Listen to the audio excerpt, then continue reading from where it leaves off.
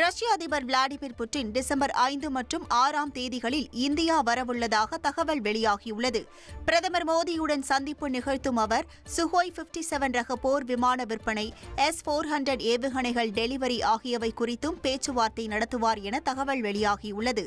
இந்த சந்திப்பின் போது இரு தரப்பிலும் பாதுகாப்பு, எரிசக்தி, பொருளாதாரம் உள்ளிட்ட பல்வேறு ஒப்பந்தங்கள் கையெழுத்தாகும் என எதிர்பார்க்கப்படுகிறது. ரிசர்வ் வங்கி பிற வங்கிகளுக்கு வழங்கும் கடன்களுக்கான ரெப்போ வட்டி விகிதத்தில் எவ்வித மாற்றமும் இல்லை என RBI ஆளுநர் சஞ்சய் மல்ஹோத்ரா தெரிவித்துள்ளார். ரிசர்வ் வங்கியின் நிதி கொள்கை குழு கூட்டத்தில் எடுக்கப்பட்ட முடிவுகளை RBI ஆளுநர் வெளியிட்டுள்ளார். அந்த வகையில் கடந்த ஆகஸ்டில் அறிவிக்கப்பட்ட ரெப்போ வட்டி வீதமான 5.5% தொடர்ந்து நீடிக்கும் என அவர் தெரிவித்தார். ரெப்போ வட்டி வீதத்தில் மாற்றமில்லாததால் வீடு, வாகன கடனுக்கான EMI கட்டணத்தில் எந்தவொரு மாற்றமும் ஏற்படாது என தகவல் வெளியாகியுள்ளது. ரிசர்வ் வங்கியிடம் தற்போது 880 மெட்ரிக் டன் தங்கம் கையிருப்பு உள்ளதாகவும் இதன் மதிப்பு 4,32,000 கோடிக்கும் அதிகம் என்றும் ரிசர்வ் வங்கி ஆளுநர் சஞ்சய் மல்ஹோத்ரா கூறியுள்ளார்.